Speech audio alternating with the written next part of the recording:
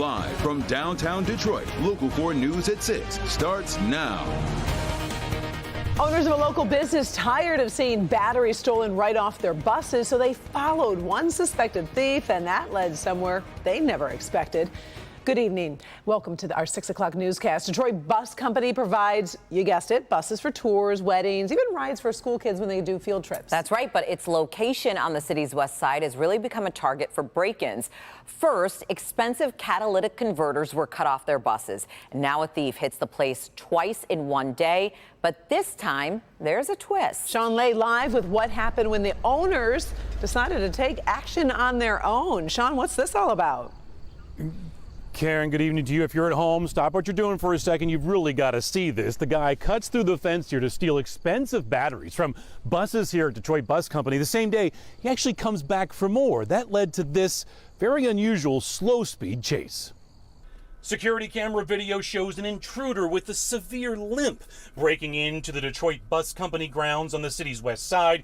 2 expensive bus batteries are stolen. Detroit police arrive. So the police came and they swept all the buses, like guns drawn, DPD, if you're here, get out. Listen closely, this is the voice of Detroit Bus Company owner, Andy DiDeRossi. He and co-worker Aaron Cummings began to follow the man. He's just slowly pedaling away. I'm waiting on the cops for half an hour. This guy broke into our building again. And we're doing what, 4 miles an hour? It's a 4-mile-an-hour chase? Come on. The two calling DPD and following block after block. Just stole a battery from that auto repair place back there. Look, he just stole that. We watched him do it.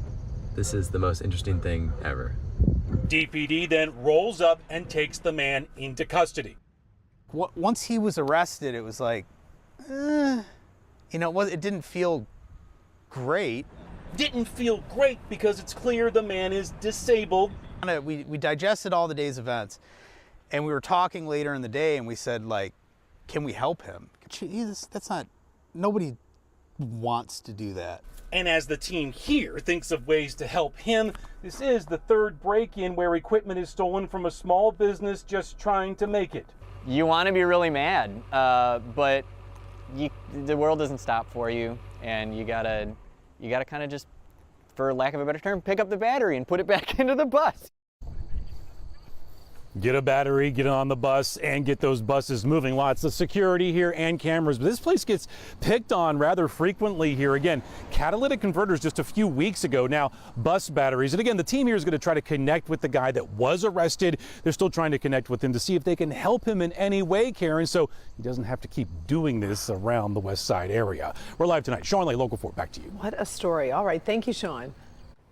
Ian has once again lost its hurricane status officially, but is still causing major problems as it arrives in the Carolinas as a post-tropical cyclone. In South Carolina, 180,000 homes and businesses have already lost power. In Florida, the latest estimates on power outages was right around 1.9 million. There's been 1 death confirmed as resulting from Hurricane Ian, but officials are reviewing the causes of 20 other deaths. So that total, we all know, is likely to rise, unfortunately. Officials today said around 700 rescues had taken place in Florida, and those rescues are continuing at this hour alongside cleanup efforts and damage assessment. Ian has moved on from Southwest Florida, but the aftermath is overwhelming. Those lots right there, those were homes, those were hotels, those were real property. And response in hard-hit areas like Fort Myers still in overdrive. Right now our focus is we've got to get the electricity on, especially for our water plants and our wells. 2 days after the storm slammed the coast as a powerful Category 4 storm, millions of Floridians remain in the dark, and residents are still in shock. Their homes and businesses destroyed. It's surreal. I mean, events like these you don't think can happen to you. For Southwest counties like Lee, Collier, and Charlotte, the scope of the devastation is yet to be determined. This is a very long process now because they're basically going street to street, home by home. And off the coast, aerial views show Sanibel Island's shorefront cottages wiped away, roofs torn off. Meanwhile, in northern and central parts of Florida, flooding is a big concern. With impacts statewide, Ian is likely the largest natural disaster in Florida's history. We know that there's a lot of difficult days ahead. And as Ian moved north, the Carolinas, coastal areas like Myrtle Beach and Charleston did their best to prepare for the unpredictable. All right, and Paul is here now with an update on Ian's change in status and its track as well. Paul? Yeah, hey there. This is kind of remarkable what I'm going to show you. This is a 24-hour radar animation showing you as it moved off the coast of Florida. You start to lose a little bit of data over the water here because it's far from the radar. But notice right as it approached land, you start to see a swirl here, right there. You see how that developed, that eye. So this turned into a hurricane again. And notice now how it's starting to lose shape, but still a lot of heavy rain as it moves inland. So where is this thing going to go? Well, here we are at 6 o'clock. And again, there's our circulation. And you can see that this is going to move north and still create a lot of rain. Now, we'll talk more about that in a minute. The Spartans play in Maryland tomorrow, and we're going to have a lot of rain also back to the west of there. But notice through the day tomorrow, there are going to be showers and maybe even thunderstorms through the day. So I'm going to tell you something. For the Spartans playing tomorrow, there could be a shower or storm at any point through the game, and it's going to be windy with potential wind gusts to 40 miles per hour for that game at Maryland. We'll talk more about our forecast for the weekend coming up in just a few minutes, guys. Thank you, Paul. Now, over the past couple of days, we have seen many images of pets being rescued along with their owners from areas flooded or damaged by Ian. But we know that there are many more animals that have been separated from their people or possibly lost or having to fend for themselves. As always, Michigan is sending help. Kim DeGiulio shows us how Michigan Humane is doing its part. The animal search and rescue team here at Michigan Humane isn't wasting any time getting those animals back to their owners. In fact, they're on their way to Florida right now. It's not your ordinary packing list for a road trip down to Florida, but going into this truck and SUV are the essentials to save the animals in Florida who have been displaced from their owners. You know, we would hope that somebody came to help us at the end of the day. That's Deborah McDonald. She's the director of Michigan Humane Animal Search and Rescue statewide response team. Are we using to charge it? Traveling to devastated areas after natural disasters is something her and her team have done many times before. We have gone into houses and taken out, you know, large birds, lizards, chickens, goats, you know, dogs, cats. Yeah, it's a little, you know, people have everything.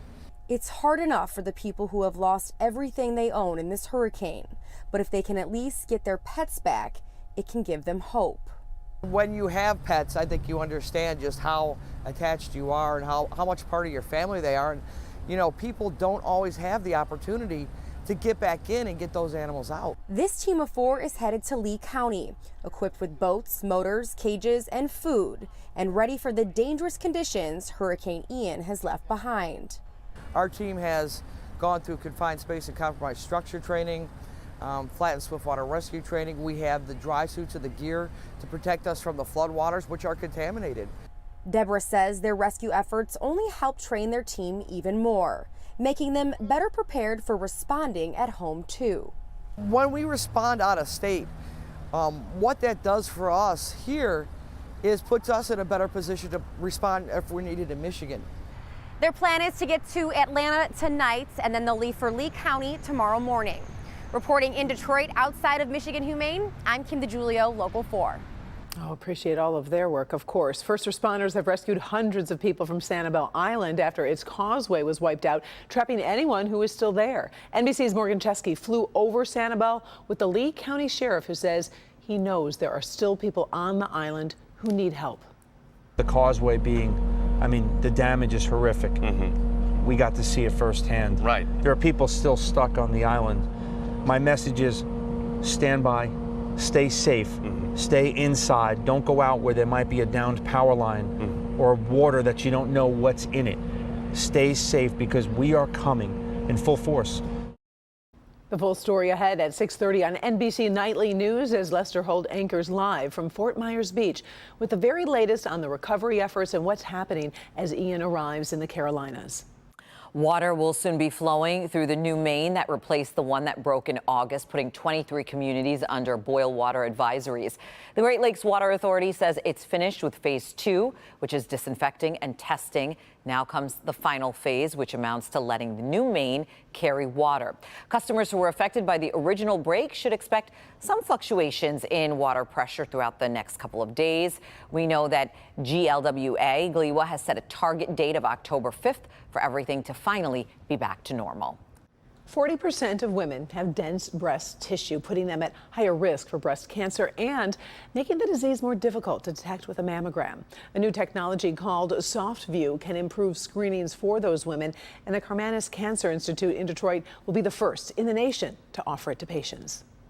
At Delphinus Medical Technologies in Novi, there's excitement in the air. We're super passionate about this project, and to finally get it to this point is really exciting. President and CEO Mark Forshey says the first FDA-approved SoftView unit will be delivered to Karmanos in just days. When the first system goes into a site, we start saving lives. With a SoftView scan, the patient lies chest down in a pool of warm water, while ultrasound creates a detailed image of the breast tissue. There's no compression and no radiation. It's used in addition to a mammogram for women with dense breasts, says Dr. Natasha Robinette. SoftView, in conjunction with digital mammogram, detects 20% more cancers. So that means 20% more of women are going to have their cancers detected earlier than what would have been caught on just digital mammogram alone. The technology was the brainchild of two Karmanos doctors. They sort of scribbled this on a napkin in about 1999. Since then, Delphinus and Karmanos have worked on prototypes and conducted dozens of clinical trials to win FDA approval last year. A long journey that's appreciated by Vivian Linke, an 18-year breast cancer survivor from Macomb. If they had had this technology even when I found my breast cancer, it probably could have detected it a lot sooner. That's what it's all about, to find it early. It's really exciting that it goes here first, and then it'll expand all over the world. I think this is going to save ultimately hundreds and hundreds of thousands of lives. SoftView is covered by insurance, but some women may have a copay. Karmanos plans to get the SoftView unit up and running as quickly as possible. There is already a website where you can request an appointment, and you can find that link on our health page of clickondetroit.com. And don't forget, this year's Susan G. Komen Race for the Cure is this Sunday morning on Belle Isle. Local 4 will be live all morning long, and you can find all the details to sign up to run or walk or make a donation at clickondetroit.com. It's always such a special morning. It is fantastic.